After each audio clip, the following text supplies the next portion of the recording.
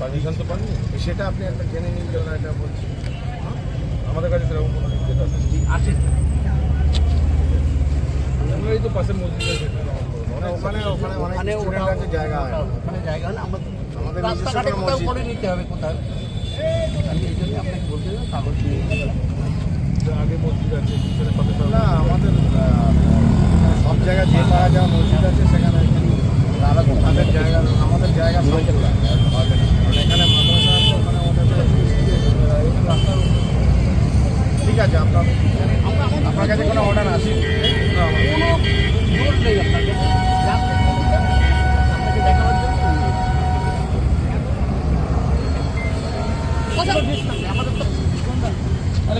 কথা বললেন, পুলিশ কি বলছে? কি বলছে পুলিশ? কি বলছে? আমরা তাহলে পড়বো না রাস্তাতে, দেখি আমরা কোথায় পড়তে পারি। আমরা পুলিশ বললো ওনার কাছে অর্ডার আছে। আপনারা সার্ভিস রোডে নামাজের জন্য আবেদন করেছিলাম। কি আবেদন করেছিলেন? যে আমাদের যেহেতু মসজিদে যেতে পারছি না, আমরা সার্ভিস রোডে আমাদেরকে অনুমতি দেওয়া হবে। আপনারা কতজন যেতেন মসজিদে নামাজ পড়তে? আমাদের পাড়ায় যত লোক আছে 200-250 লোক আছে। সবাই মসজিদে যেতেন? কি করবেন আপনারা? সেটা আমরা আমাদের আলোচনা করে সিদ্ধান্ত নেব কোথায় পড়া যায়। ঠিক আছে, দেখুন ইতিমধ্যেই কি বলবে আমি ওটা ঠিক বলতে পারবো না এক্স্যাক্টলি কি বলেছে, তবে প্রতিবাদ করা আমাদের গণতান্ত্রিক অধিকার। প্রতিবাদ করতে হবে, অন্যায় হলে সে প্রতিবাদ হবেই, কিন্তু প্রতিবাদটা যেন গণতন্ত্রের মধ্যে আবদ্ধ থাকে, ডেমোক্রেটিক হতে পারে। আজকে তো ওখানে কারফিউ জারি করা হয়েছে। দেখুন 163 জারি করবেন, সেটা রাইট আছে, জারি করতেই পারে। কিন্তু প্রশ্ন থেকে যাচ্ছে যে 1890 সালে যে মসজিদটি তৈরি হয়েছে, তারপরে এয়ারপোর্ট হয়েছে 1924-এ। এই কথাটার আমি ঘোর বিরোধী যে এয়ারপোর্ট প্রিমিসেসের মধ্যে মসজিদ, বরঞ্চ মসজিদের প্রিমিসেসে এয়ারপোর্ট এসে গেল, এই কথাটা বলা দরকার। তবে হ্যাঁ, অনেক কটা বিষয় থাকছে, নিরাপত্তার বিষয় থাকছে, থার্ড লেন তৈরি করার, রানওয়ে তৈরি করার বিষয় থাকছে, এবং মুসলিমদের ধর্মীয় উপাসনাকে রক্ষারও একটা প্রশ্ন থেকে যাচ্ছে। যখন এই এতগুলো গুরুত্বপূর্ণ বিষয় যখন থেকে যাচ্ছে, সেটা নিয়ে হুটহাট মন্তব্য না করে আমার রাজ্যের মুখ্যমন্ত্রীর কাছে আমি আবেদন এটাই করবো যে এয়ারপোর্ট অথরিটি, মসজিদ committee, civil society, Islamic scholar যারা আছে তাদেরকে নিয়ে বসুন। আমার বিশ্বাস এটা একটা সুন্দর ওয়ে আউট হবে।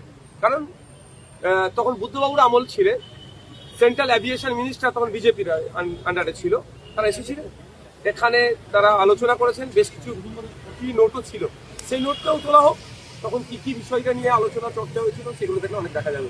অহেতুক এটাকে নিয়ে এই মসজিদটাকে কেন্দ্র করে বিশৃঙ্খলা তৈরি হোক বা বাজে পারসেপশন তৈরি হোক, এটা আমি চাই না। এর জন্য একটা গোল টেবিলের খুবই প্রয়োজন আছে। সেটা হচ্ছে যে আমরা দেখলাম মদন মিত্র তিনি শিবির বদল করলেন, আজকে শোনা যাচ্ছে তাপস তারা দিয়ে যাবেন, মনীষ গুপ্তের নামও শোনা যাচ্ছে, কি বলবেন? দেখুন, তৃণমূল যে পাপগুলো করেছে, অবশ্যই মমতা ব্যানার্জিকে একটা বড় অংশ পাপ দিতে হবে মাথায়, কারণ তিনি দলের সর্বোচ্চ নেত্রী ছিলেন। তার আমলে অন্যায়গুলো হচ্ছিল, তিনি মুখ বুঝে সহ্য করেছেন। এই পাপের ফলগুলো এগুলো হচ্ছে। যারাই যাচ্ছে তারাই দেখছি অভিষেক বন্দ্যোপাধ্যায়ের জন্য দল থাকছে, বা অভিষেক বন্দ্যোপাধ্যায়ের জন্য শিবির বদলাচ্ছে, বলছে অভিষেক বন্দ্যোপাধ্যায়কে টোপ যাচ্ছে। দেখুন, কিছু তো একটা বলে পাবলিককে বোকা বানিয়ে দিতে হবে। এতদিন অভিষেক বাবু এবি করে লাপালাপি করছিলেন, এখন কি হলো? এখন অভিষেক বাবু বলুন বা মমতা ব্যানার্জি বলুন বা তৃণমূল কংগ্রেসের যে থেকে যে মধু পাওয়ার, সেটা নাই, মধুর হাড়ি শেষ হয়ে গেছে। এখন অন্য কোনো শিবিরের নাম লিখাতে হবে মধু খাওয়ার জন্য। শুধুমাত্র কি শিবির বদল, নাকি এর পিছনে রাজনৈতিক চাপ বা ইউপিসিবিআই এর ডাক সবকিছু রয়েছে? দেখুন, এগুলো তো থেকেই যাচ্ছে। কেউ কিছু অন্যায় করে বসে আছে, বা আগামী দিনে কারো যে লক্ষ্য আছে সেগুলো হয়তো পূরণ করবে। ব্যক্তি স্বার্থ চরিতার্থের জন্য এই কাজগুলো করছে। তবে এতটুকু বলবো, যারা এই শিবির বদলাচ্ছে তারা তাদের লোকাল এলাকায় যাচ্ছে না কেন? যারা ভোট দিয়ে নির্বাচিত করেছেন তারাও একটু তাদেরকে দেখতে চাইছে, যাচ্ছে না কেন?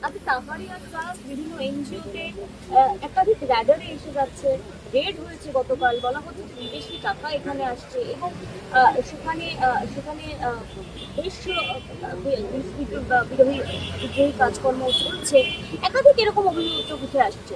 দেখুন, স্পষ্ট ভাষায় আমি বলতে চাই, আমার দাদু স্বাধীনতা সংগ্রামী ছিল, দেশকে স্বাধীন করার জন্য লড়াই করেছে। আমি সেই রক্ত আমার গায়ে বলছে। দেশের মধ্যে থেকে দেশবিরোধী কর্মকাণ্ড কেউ করলে তার কোনো ছাড় নেই, কিন্তু দুর্ভাগ্য ইতিপূর্বে অনেক ধরনের অভিযোগ অনেক জায়গায় এসেছে, শুধু মিডিয়া ট্রায়াল চলেছে, বাস্তবে দেখেছি নীল। এক্ষেত্রেও তাহেরিয়া ফাউন্ডেশন বলুন কি সংস্থা বলছেন, যে কেউ যদি এফসিআর এর মধ্যে টাকা নিয়ে আসে তাদের কোনো অপরাধ করেনি। হ্যাঁ, এফসিআর এর সময় এখন যে বর্তমানে কেন্দ্র সরকার চলছে, প্রচুর লোকের এফসিআর বাতিল করে দিয়েছে। বিদেশি টাকা যারা অনুদান নেয়, সে নেওয়ারও প্রভিশন আছে, সে টাকা নিয়ে কোথায় কিভাবে খরচ করছে সেটা দেখার দায়িত্ব। তদন্ত যদি অন্যায় করে থাকে একটাও না ছাড় পাই, তবে হ্যাঁ আমার অনুরোধ এটাই, উইদিন 6 মান্থ তদন্ত প্রক্রিয়া শেষ হোক। তাহলে ইডি, সিবিআই, এনআইএ সব নিচ্ছে, তদন্ত কচ্ছপের গতিতে চললে হবে না। উইদিন 6 মান্থ অন্যায় করলে রাস্তায় ফাঁসি দেয়, এমন দৃষ্টান্ত তৈরি করতে হবে, দেশে থেকে দেশের গাদ্দারি কেউ করার সাহস পাবে না।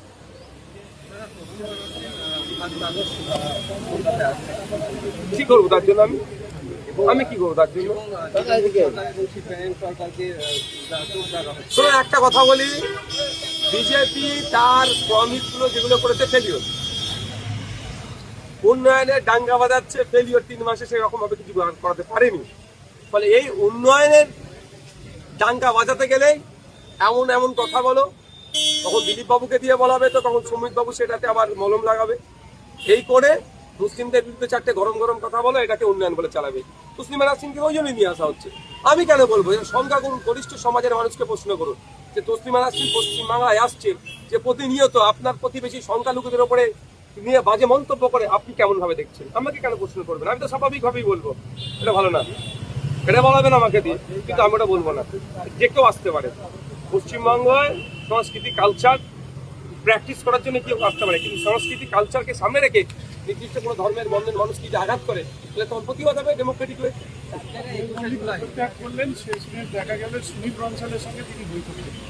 আমি অনেক আগে বলেছি, এই ধরনের যারা এই সিনেমা জগতের আছে তাদের দিয়ে এই ধরনের পলিটিক্স হয় না। হ্যাঁ, সেটা যদি পুরোপুরি যদি আসে তখন, কারণ এরা একটা জগৎ সামলাচ্ছে।